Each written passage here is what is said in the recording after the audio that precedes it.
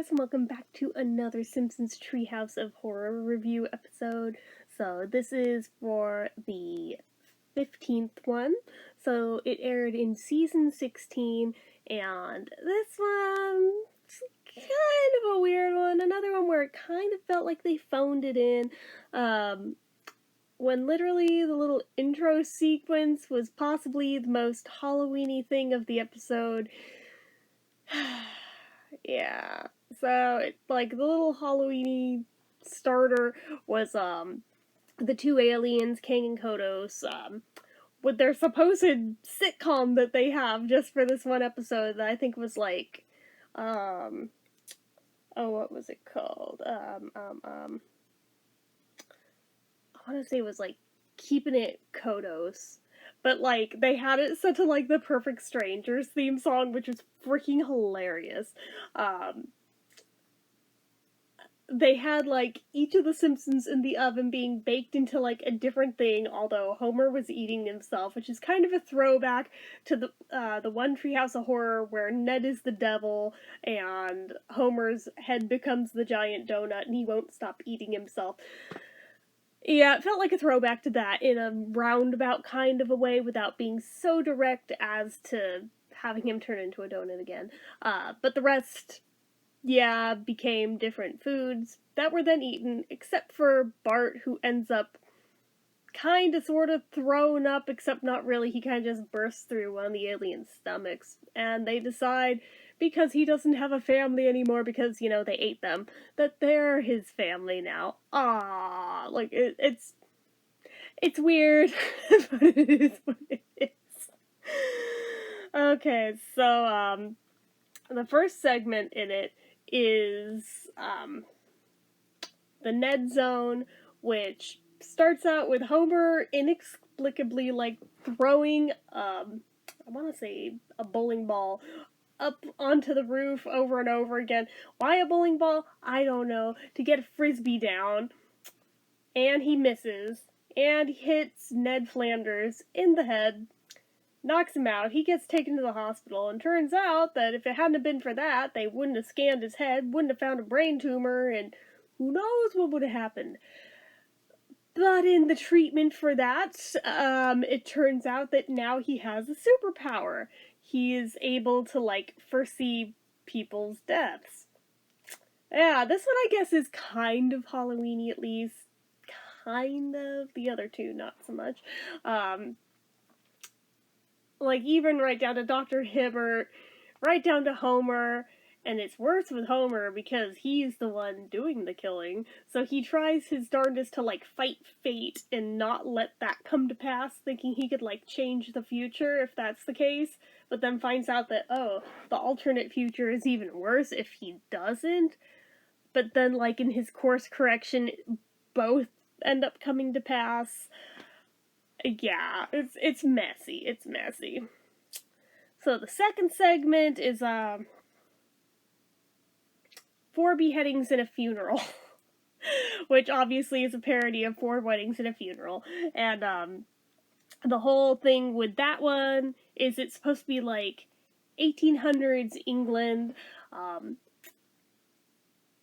Lisa is basically playing the role of, kind of a Sherlock Holmes-esque kind of a character, even though she has a very different name that kind of harkens to Eliza Doolittle, but it all works out. But it's basically like a Jack the Ripper story and a whodunit.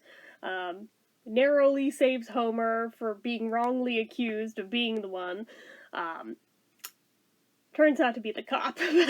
Spoiler. For a show this old, I don't think it counts as spoilers, but anyway. Yeah, it's kind of a cool segment, but it doesn't feel Halloween-y. Yeah, it's got murders in it, but that doesn't instantly make a thing Halloween-y. You know? So then, the last one is it's called In the Belly of the Boss. And this one, Professor Fink, or whatever his name is, he makes this capsule that would, like, give somebody perfect health for, like, their entire life, but he has to shrink it down to, like, a normal pill size instead of being this giant thing. However, baby Maggie, like, sees it while it's still open. It looks like a ball pit to her, so she crawls in right as it's being closed. And then he shrinks it, not knowing she's in there, and Mr. Burns ends up being the one to take it. But Maggie's in there, and somehow Marge can hear the pacifier, like, through his body. So, of course, now the professor has to figure out how's he gonna get Maggie back. And basically, this turns into like a magic school bus-esque kind of thing of shrinking them all down. Let him go through Mr. Burns' body to get Maggie back. And yeah, it's reaching. It's reaching. It's kind of a fun little sci-fi thing, but it does not feel Halloween-y at all. And it ends up with Homer being left behind because as they get Maggie now, their spacecraft that they're going through Mr. Burns' body is too heavy. One of them has to stay behind. And as they're trying to figure out how they can get Homer back out before he goes back to regular size, he then goes back to regular size and is now just awkwardly like a conjoined twin on Mr. Burns. That's the episode. Yeah, I weirdly don't feel like I saw this one previously.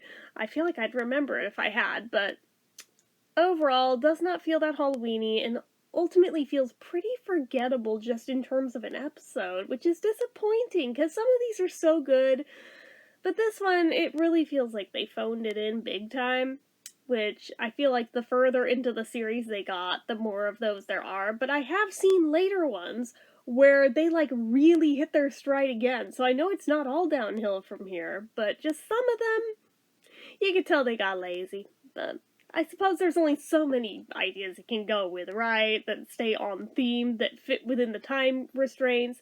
I get it. It's gotta be hard to do.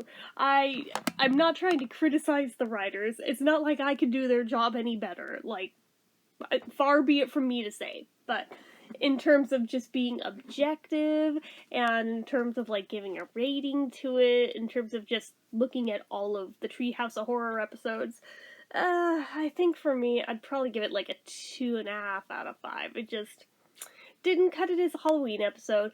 However, if it had just been an episode of short little vignettes like that, that wasn't supposed to be themed, I would probably rate it a lot higher, because the stories themselves are fine, it just doesn't feel on brand as a Halloween episode.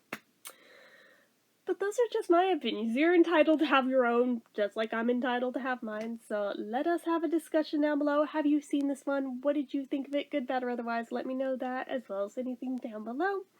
And as always, you know what to do. If you like this video, go ahead and give it a like. If you're not already and you'd like to be, click subscribe, hit that notification bell icon so you never miss an upload. Leave comments down below. Make sure you're following my social media accounts, my Facebook fan page, my Twitter, my Instagram, my eBay, my Reddits, everything and more. It's all down below. And if you like what I do here on this channel and you'd like to help support it, the donation link, as always, is down in the description. Anyway, guys, until next time, see ya.